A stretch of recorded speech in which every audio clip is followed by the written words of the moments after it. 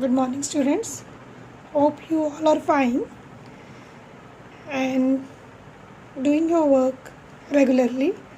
Yes, dear students, in last videos, we completed public-private enterprises chapter that includes 3 types of public enterprises because private enterprises तो हम पहले ही कर चुके थे like sole proprietorship partnership joint in the family business public means that is owned and manage by the government. मैं सिर्फ आपको ये रिकैप्चुलेट करवा रही हूँ बच्चे topic and it includes 3 types departmental and next one is statutory corporation and last one is government company. Departmental undertaking, from the name it is clear, it is formed and organized by the government under a separate department. इसका अपना एक department होता है and work under a ministry. Separate ministry के under ये क्या करते हैं, वर्क करते हैं। All finance are arrange by the government, are profits are goes in the hand of government and all the employees works under the government. Clear बच्चे? Statutory corporation means that is formed by passing act in a parliament कि parliament में एक decision frame out होता है कि हमने इस corporations की को फॉर्म करना है, फ्रेम आउट करना है, क्या क्या डिसीजंस हैं, ये सारे गवर्नमेंट ही इसमें पार्लियामेंट में डिसीजंस लेती है। और इसका जो फाइनेंस है वो गवर्नमेंट भी अरेंज कर सकती है और ये कॉरपोरेशंस खुद भी अरेंज करते हैं। क्लियर? एंड गवर्नमेंट कंपनी जिसका कि 51% शेयर्स, इट मीन्स जो शेयर कैपिटल है कौन प्रोवाइड करता है? गवर्नमेंट। क्लियर बच्चे? Rest can be taken by the private entrepreneurs. Clear बच्चे? तो लास्ट हमारा जो चैप्टर है वो पूरा इन 3 एंटरप्राइजेस पे ही बेस था, तो ये अपने अच्छे से प्रिपेयर करने, इनके फीचर्स, मेरिट्स और डीमेरिट्स। और इसके अलावा हमारे पास कुछ टॉपिक होंगे, joint venture, public private partnership, इस MNC वो डिलीट हो चुके हैं और जब बेटा स्कूल लगेंगे तो मैं आपको एक दोबारा से वो टॉपिक करवा देती हूँ। And today we are going to start a new chapter, business services. As we know what is the business, that means buying and selling of goods. अब किसी भी ट्रेड को करने के लिए, हमें एक सक्सेसफुल रन करने के लिए हमें क्या होता है, कुछ सर्विसेज की रिक्वायरमेंट होती है। सर्विसेज मीन्स, सर्विसेज भी एक तरह का बिजनेस ही है। अब जो सर्विसेज प्रोवाइड करते हैं, इट मीन्स कि वो भी कुछ ना कुछ अर्न कर रहे हैं तभी हमें सर्विसेज प्रोवाइड करते हैं।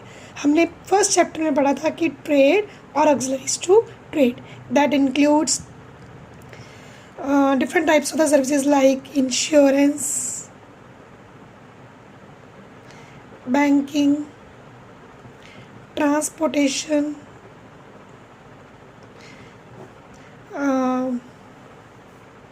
warehousing,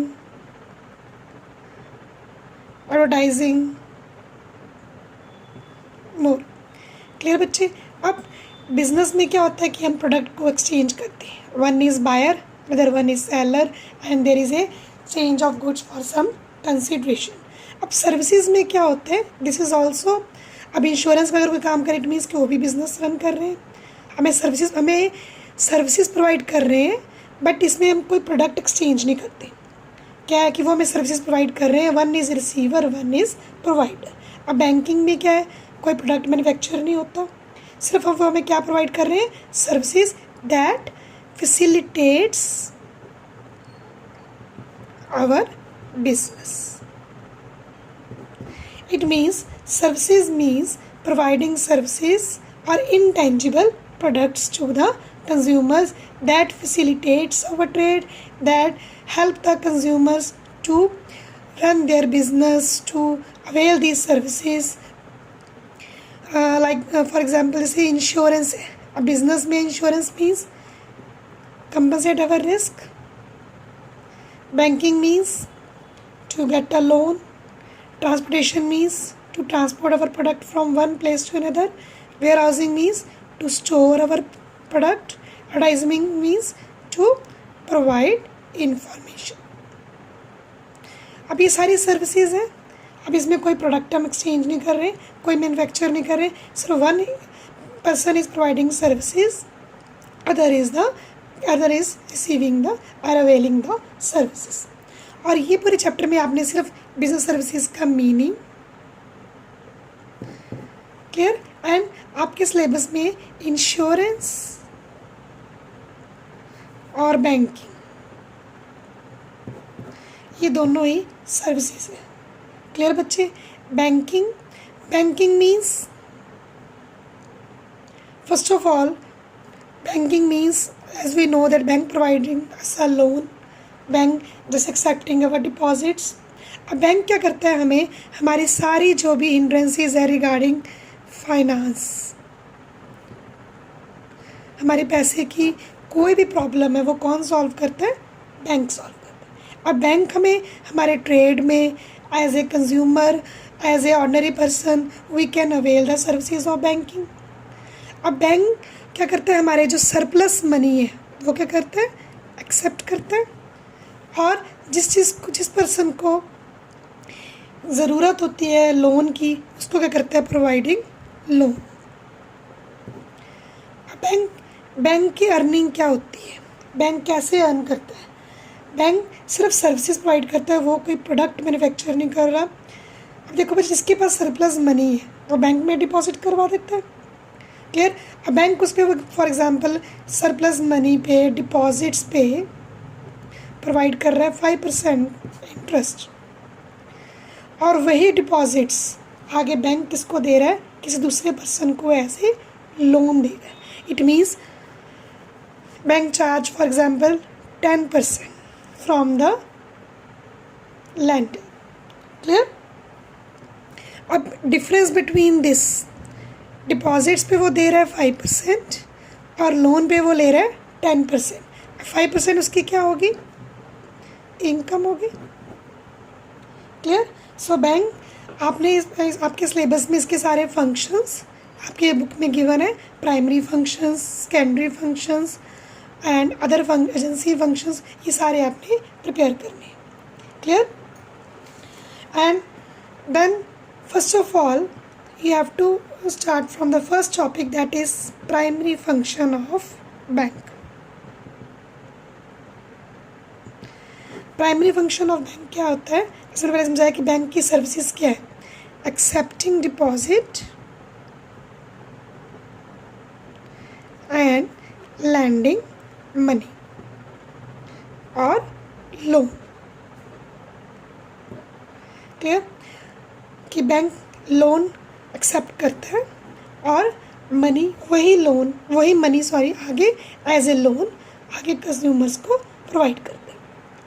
सो किस तरह के डिपॉजिट्स एक्सेप्ट करता है या किस तरह के हम अकाउंट बैंक में ओपन करवा सकते हैं, ये हमारा फर्स्ट टॉपिक हो जाएगा. टाइप्स ऑफ डिफरेंट अकाउंट्स और एक्सेप्टिंग डिपॉजिट्स, किस तरह के अकाउंट्स बैंक रिसीव करता है. First of all saving account. Saving account कोई भी पर्सन, किसी के पास थोड़ी सी भी सरप्लस मनी है, रूटीन की कोई उसकी सेविंग्स है, कुछ भी जो उसने अपने एक्सपेंडिचर इनकम से एक्सपेंडिचर करने के बाद कुछ भी सेव करता है, वो अपने बैंक में क्या करता है, डिपॉजिट करवा देता है. ठीक है. इस पर क्या है, बैंक बहुत ही कम इंटरेस्ट पे करता है, लेस इंटरेस्ट. कि रोज़ की आपकी सेविंग्स है या रेगुलरली या मंथली कुछ भी आप थोड़ा बहुत भी सेव जो भी करते हो अपनी इनकम से, वो बैंक में डिपॉजिट करवा रहे हो, तो वो कोई भी इसको middle class people, mainly employ और poor people can open this account. Clear बच्चे. Second is fixed deposit account. अब गवर्नमेंट बैंक क्या करते हैं, एक एफडी आपने सुना होगा, एफडी के फॉर्म में भी है, डिपॉजिट एक्सेप्ट करती है। उसमें क्या होता है, फिक्स्ड मीन्स एक fixed amount for fixed period, कि हमने एक फिक्स्ड अमाउंट, फॉर एग्जांपल हमने 1 लाख 2 ईयर्स के लिए डिपॉजिट करवा दिया। क्लियर? इट मीन्स कि 2 ईयर से पहले हम उस अमाउंट को विड्रॉ नहीं करवा सकते। क्लियर? और इस पर हाई इंटरेस्ट होता है। क्यों हाई इंटरेस्ट होता है? क्योंकि बैंक को सिक्योरिटी होती है कि 2 साल से पहले किसी भी कंज्यूमर ने ये विड्रॉ नहीं करना, तो वो आराम से टेंशन फ्री उसके पैसों को यूज़ कर सकते हैं, आगे लोन प्रोवाइड कर सकते हैं। अब सेविंग में क्या होता है, जब मर्जी उसमें ड्रॉ करवा लो, जब मर्जी उसमें डिपॉजिट्स करवा लो। Fix deposit means fixed amount for fix period and high rate of interest as compare to saving account. Clear बच्चे? और आपको इसमें ड्यूरेशन ऑफ ड्यू डेट भी बता देंगे, कब आपने अमाउंट इसकी डिपॉजिट करवाई, कितने साल बाद इसकी क्या ड्यू डेट होएगी, क्या इसका इंटरेस्ट होएगा, कितनी आपको लमसम अमाउंट वापस मिलेगी। क्लियर बच्चे? Third one is current account. Current account क्या होता है? मेनली ये अकाउंट बिजनेस मैन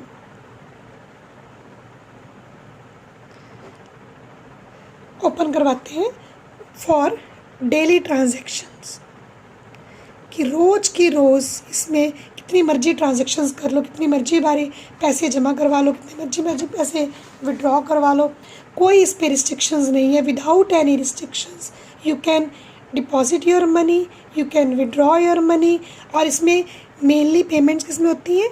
चेक्स में होती हैं। और बिजनेसमैन रूटीन के अपने जो भी ट्रांजैक्शंस हैं थ्रू करंट अकाउंट ही करवाते हैं। और इसमें क्या है?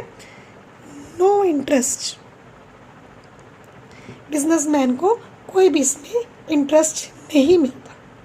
क्लियर? सिर्फ वो क्या सर्विसेज अवेल कर रहा है कि उसकी चेक की पेमेंट रिसीव हो रही है, चेक की पेमेंट हो रही है। So all these services provided by the bank without any interest. Mainly ये कौन प्रेफर करते हैं? Business class. क्लियर बच्चे? Fourth one is recurring deposit. recurring deposits. recurring deposits name से क्लियर है। recurring means repeating. आपने आरडी सुना होगा, आरडी अकाउंट। recurring डिपॉजिट्स क्या होता है? एक हम फिक्स्ड अमाउंट अपनी फिक्स कर लेते हैं, for example 5000 rupees per month आपने डिपॉजिट करवाना है बैंक में for 2 years. It means 5000 rupees आपकी मंथली आपने डिपॉजिट करवाना है, बार बार डिपॉजिट करवाना है फॉर 2 ईयर्स। और इसमें भी क्या है, आपको रेट ऑफ इंटरेस्ट क्या होता है? हाई मिलता है। आफ्टर 2 ईयर्स आपको आपकी एक्चुअल अमाउंट प्लस इंटरेस्ट क्या हो जाएगा? रिफंड हो जाएगा। क्लियर बच्चे? And last one is multiple option. Multiple option deposit means that is the combination of saving account, current account, and in this you can use checkbook, you can use passbook, and you can there is no limit of transactions। अब इसमें क्या है कि दोनों का combination है। Clear? अगर आपको लगता है कि आपने करंट भी ओपन करवाना है, सेविंग भी ओपन करवाना है, ये फैसिलिटी इसमें ये वाली फैसिलिटी है, इसमें ये फैसिलिटी नहीं है, तो multiple option deposit is the proposal for those consumers, those who want to avail the services of both current as well as saving। Clear बच्चे? और आपने सिर्फ ये टाइप्स ऑफ बैंक अकाउंट और प्राइमरी फंक्शंस में आपके एक्सेप्टिंग डिपॉजिट्स है, ये टॉपिक यहाँ तक आपका कंप्लीट हो जाएगा। और इस चैप्टर में आपने सबसे पहले सर्विसेज को रीड करना है, उसका मीनिंग ओनली डेफिनेशंस कर लेना, और उसके बाद आपकी types of bank, types of services आ जाएगा, and then banking functions. Clear बच्चे? और बैंकिंग फंक्शन में हमने सिर्फ फर्स्ट ही कंप्लीट की है, एक्सेप्टिंग डिपॉजिट्स। नेक्स्ट वन हम कल करेंगे। क्लियर बच्चे? कोई भी डाउट किसी भी तरह का आपको लगता है तो you can ask from me any time बच्चे। Clear? Have a nice day.